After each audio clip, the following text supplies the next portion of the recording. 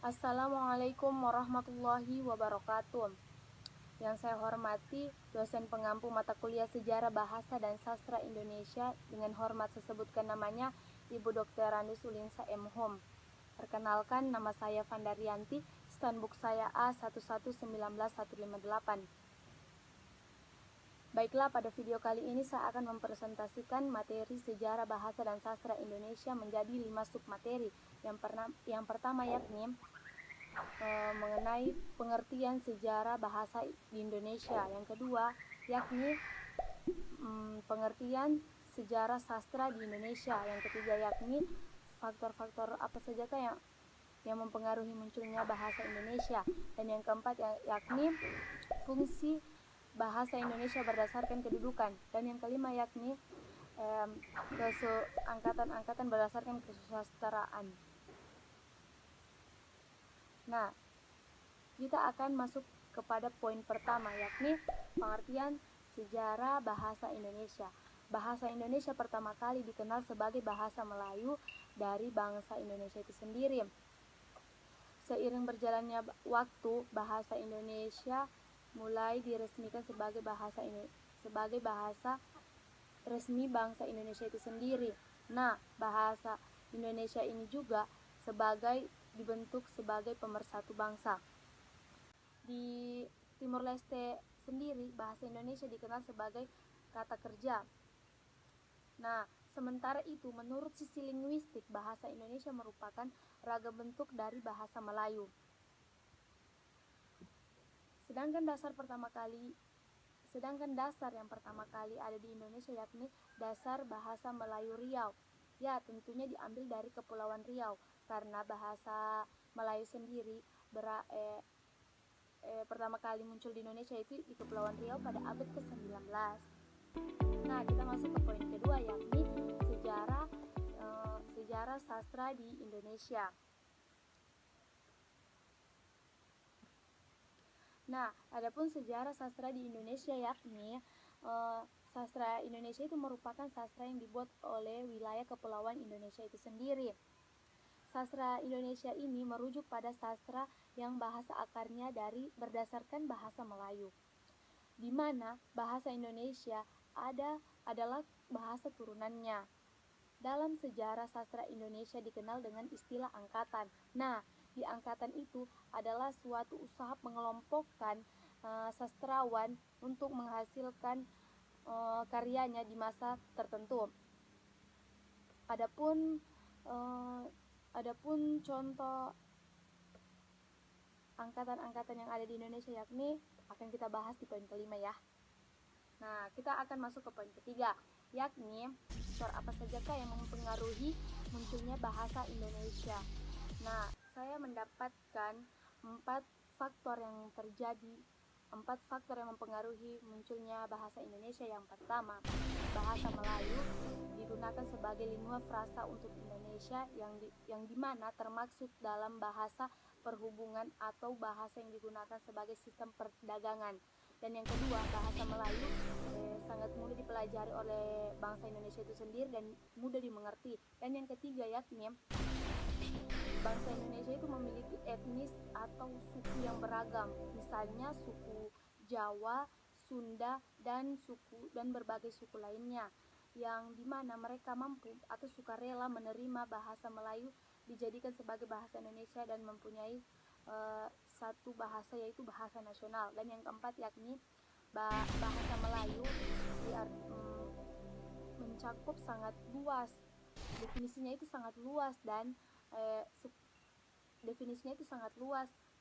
memiliki arti luas, yakni bahasa Melayu itu bisa diartikan sebagai bahasa budaya. Nah, kita berujuk pada yang keempat, yakni fungsi bahasa Indonesia berdasarkan kedudukan. Nah, di sini saya sedikit mengulas ada 4 fungsi bahasa Indonesia. Yang pertama yakni sebagai lambang identitas negara Indonesia itu sendiri. Bahasa Indonesia itu sebagai lambang identitas Indonesia sendiri, bahwa bahasa Indonesia itu mampu menciptakan bahasanya sendiri, meskipun bahasa Indonesia bukan bahasa ibu, tetapi bahasa Indonesia memiliki penutur yang banyak. Nah, poin kedua yakni sebagai lambang kebanggaan bangsa Indonesia itu sendiri. Nah, kenapa tidak? Karena bahasa Indonesia diresmikan sehari setelah proklamasi dimulai. Yang ketiga yakni sebagai alat pemersatu bangsa. Ya, sebagai alat pemersatu bangsa. Kita ketahui bersama bahwa suku-suku atau beragam bahasa yang berada di Indonesia ini dari Sabang sampai Merauke memiliki suku yang beragam dan mempunyai bahasa yang berbeda-beda, namun disatukan dengan satu bahasa yakni bahasa Indonesia. Dan yang keempat yakni sebagai alat komunikasi atau penghubung yang dapat menyatukan antar daerah serta antar budaya yang berada di Indonesia. Nah, teman-teman, kita akan membahas pada poin kelima lagi ya, mengenai kesastrawan berdasarkan angkatannya. Nah, yang pertama yaitu angkatan Pujangga Lama, yang merupakan bentuk pengklasifikasian karya sastra di Indonesia yang dihasilkan sebelum abad ke-20. Pada angkatan ini didominasikan oleh syair, pantun, gurindam, dan hakikat. Nah, adapun contoh sastrawan yang terkenal pada masa ini yakni Abdurrauf Singkil, Nuruddin Arini, Hamiza Fansuri, dan lain sebagainya. Dan yang kedua yakni angkatan sastra Melayu Lama, ya dihasilkan pada tahun 20-an yang berkembang di lingkungan masyarakat Sumatera, misalnya di Langkat, Tapanuli, Minangkabau, dan lain-lain sebagainya. Isi sastranya masih berupa tentang pantun, puisi, hikayat, atau novel terjemahan barat. Adapun tokoh sastrawan yang terkenal pada periode kali ini yakni Nyai Dasimi, Robinson Crusoe terjemahan Bunga Rumpai oleh A.F. Van de Waal. Dan yang ketiga yakni angkatan Balai Pustaka. Kenapa dia dinamakan angkatan Balai Pustaka? Karena diterbitkan karena sastrawan yang terkenal pada saat itu banyak menerbitkan dari Balai Pustaka. Nah, adapun sastrawan-sastrawan yang terkenal pada saat ini yakni Ali Syabanan, Sultan Iskandar, Kabi Jasin, dan lain-lain sebagainya. Dan yang keempat yaitu angkatan Pujangga Baru. Angkatan Pujangga Baru ini ialah pada saat ini adalah majalah sastra yang terkenal yang majalah Barue. Terkenal adalah majalah Barue. Angkatan ini bersifat dinamis, individualis, terikat tradisi. Adapun sastrawan yang terkenal pada periode kali ini yakni Sanusi Pane dengan judul puisinya Seni untuk Seni, Tengku Amir Hamzah, Boya Hamka dengan judul novel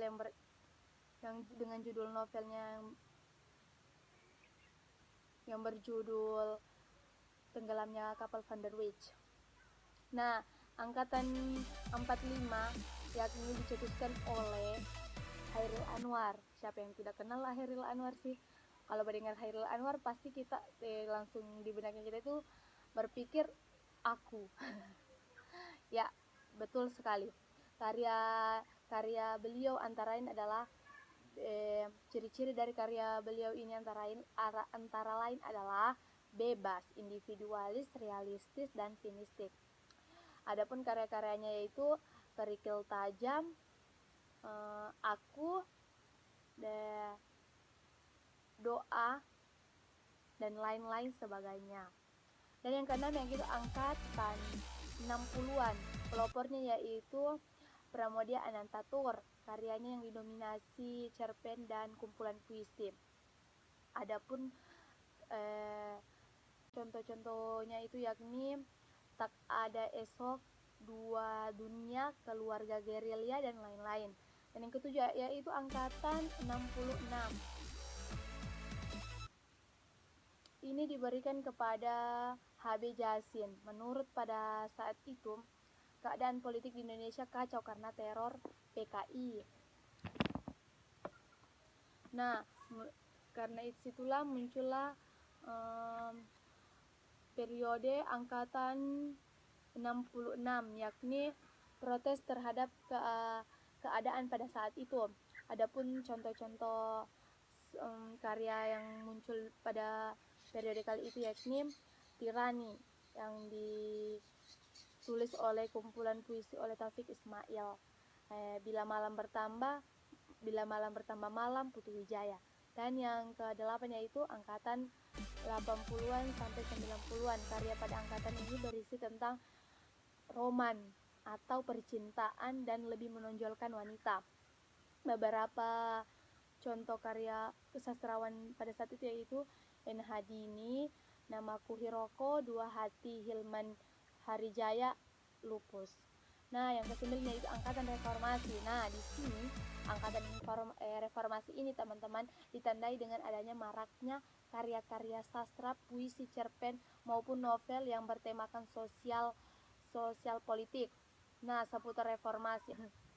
Nah, dan yang ke-10 yaitu angkatan 2000-an. Adapun contoh karya sastra pada angkatan ini yaitu Laskar Pelangi, Andrea Hinata, Habibur Rahman, Eli Sirzi, dan lain-lain sebagainya. Dan yang terakhir yaitu Ciber Sastra. Ciber Sastra adalah karya sastra yang dipublikasikan melalui media massa, tidak terikat oleh aturan-aturan tertentu. Puisi yang digunakan adalah puisi bebas. Nah, pada periode kali ini, periode Ciber Sastra ini adalah periode di mana kita sebagai generasi penerus bangsa atau seorang sastrawan muda mampu mengeksplorasikan puisi, novel ataupun karya-karya kita yang lain, biar itu drama, cerpen, novel maupun puisi. Nah, itulah hasil presentasi yang dapat saya sampaikan. Lebih kurangnya saya mohon maaf apabila ada kata atau salah kata, mohon dimaafkan. Kalau lebih dan kurangnya saya mohon maaf. Assalamualaikum.